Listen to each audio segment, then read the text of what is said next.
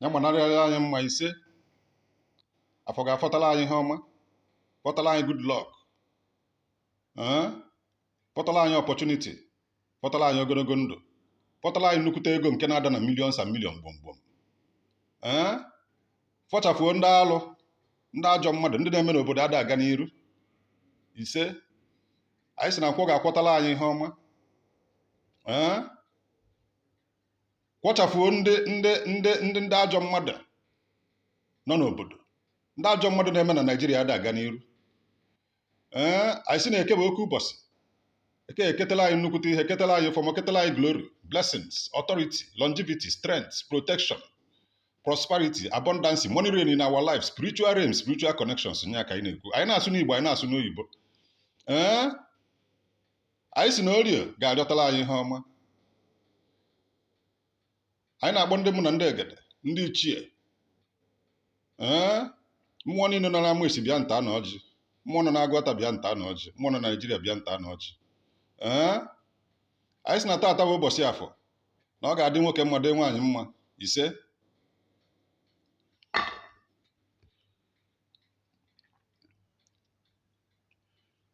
ọjị anyị chakwala acha.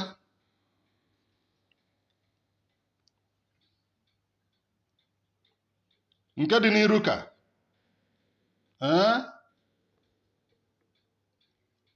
otu a ka unu kwuru ya. Anyị na-ekele ndị mụ na ndị egede, ndị ichie. Anyị agwago ọjị maka ejide ọjị adaba anyị aka na ntị. Anyị si ka anyị wetara ụmụ Igbo ozi ekene tata,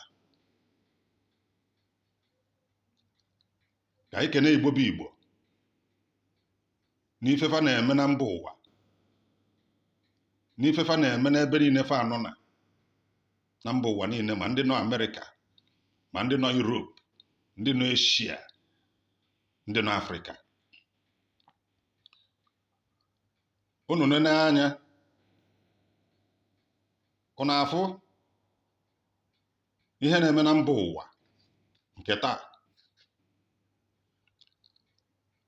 Na mba ụwa niile na-eti mkpu, ma ndị ọcha ma ndị ojii. Anyị nwabụ ndị Igbo nọ na Naịjirịa na-etikwa mkpu, mana o nwere ebe nchọ ka anyị lụtụ aka. Igbo na-agba mbọ, eji Igbo wee tuo n'okwu wee sị na mba ọbụla ịba n'ụwa niile gbaa gburugburu, ịba Amerịka, ịba South America, ịba Asia, ịba Europe, anywhere anyị nọ n'Afrịka, ma ịfụrụ onye Igbo gị gbaba ọsọ. O wee bụrụ gịnị? O wee bụ na Igbo nọsasị na ala Igbo niile wee na-eme ọfụma. Mana o nwere alụmele Igbo. Alụmele Igbo bụ na ndị Igbo ada ebunata akụ ụnọ. Unu n'anya, unu afụ na onye isi ala anyị bụ na-achị Anambra steeti bụ gọvanọ Chukwuma Soludo Nwamgbafọ. Ọ na-eti mkpu, na-etisi ike, ndị Igbo bunata na aka ụnọ. Ka nsụ ọnya n'oyibo, Igbo should come home and invest. Na-enya ka ọ dị ebe a, ọ chala acha, nke nwoke na nke nwaanyị na ọ chala acha. Ndị ilo na ndị na-achụ anyị okpudo ohihu na debe ha ebe a ga-edebe ha. Na-enya ikenga unu na-awapụ ya awapụ. Ife ọ na-agwa unu bụ ndị Igbo ga-enụ ntị, bunata na aka ụnọ.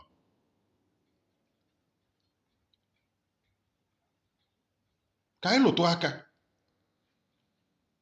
Unu n'anya, unu afụ, unu ụka dị n'ala Igbo akarịa anọ anyị nwe na-alụ ya.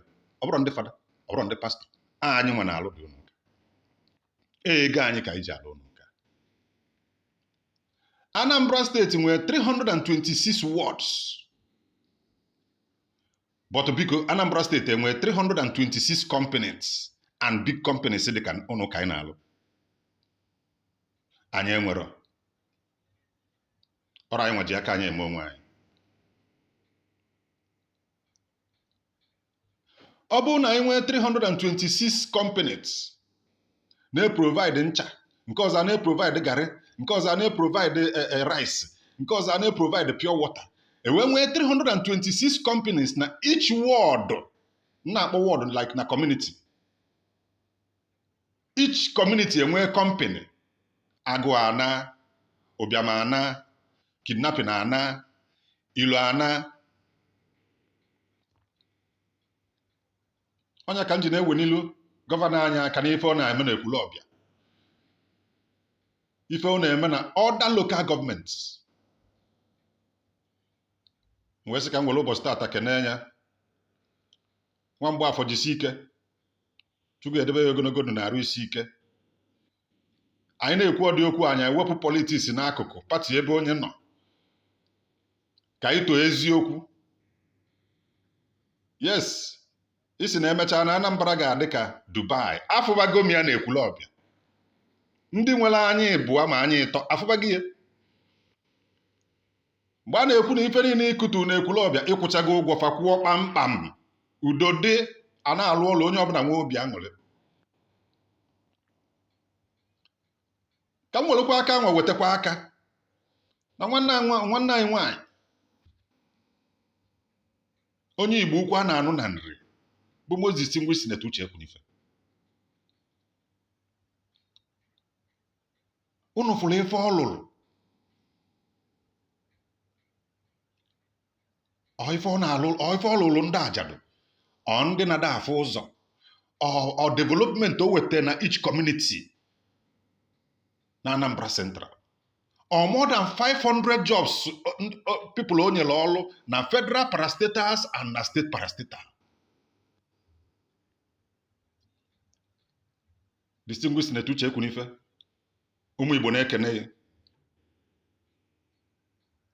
fa na-ewe n'ihe aka, fa na-asị na ife dịka ga akọkwana anyị.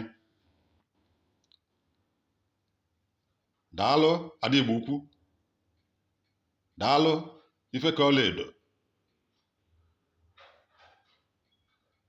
jisi ike rinne, Chukwu ga-agọzi. Eji m ohere a na-ayọ ndị Igbo ka unu bunatabi investment unu n'ala Igbo, ka anyị develop yo ala Igbo,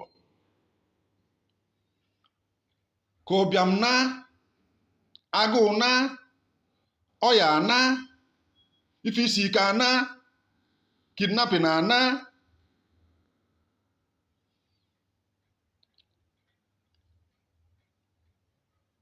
Nwe na-ayọkwa ndị Igbo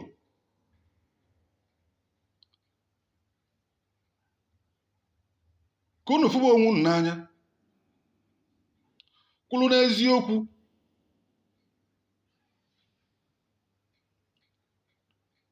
Ife religion na-eme n'ala Igbo tata akali ya, unu fụrụ ya. Ndị ụka bịafa rapụzi ụka fa na-aba, ha nọzi politics, rapụzi ya Chukwu, ha na-anọchi anya ya. Ndị nke ọzọ asị na-etinye 100 days fasting, ebe ị na-enwere indọstrị, ego adịrọ, fuel adịrọ, ka ị bịa na-eme 100 days fasting. Onye mecha anya ọyaba ọlsa, isi na ị na-ekpelu Chukwu. O nwero ekpele a na-ekpelu Chukwu ka ịgba mbọ. O nwere ekpere a na-ekpe Chukwu ka gịnị? Ezi ọlụ. Ọ gwara anyị si anyị na okwukwe na-enwere ezi ọlụ nwụrụ anwụ. Igbo saghe na anya unu ghere oghe.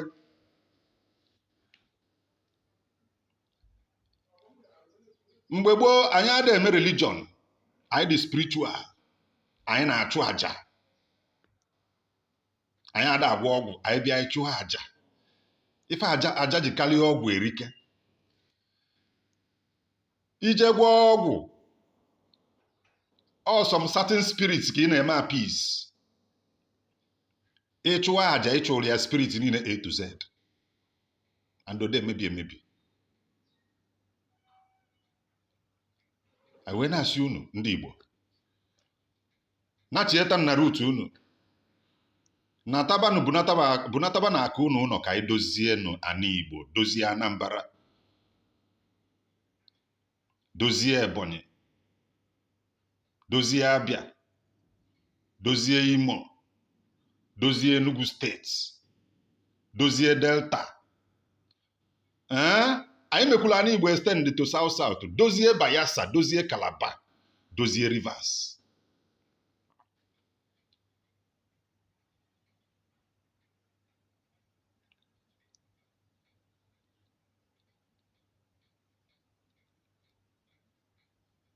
Ka anyị zụọ na ụmụ anyị n'eziokwu. Onye fụ eziokwu nya kwuo, egwu atụzina anyị.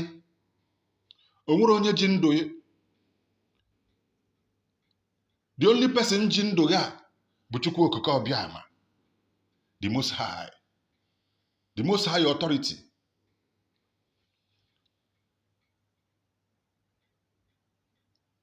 Wee sị na afọ tata ga-amala anyị mma manarịsịa.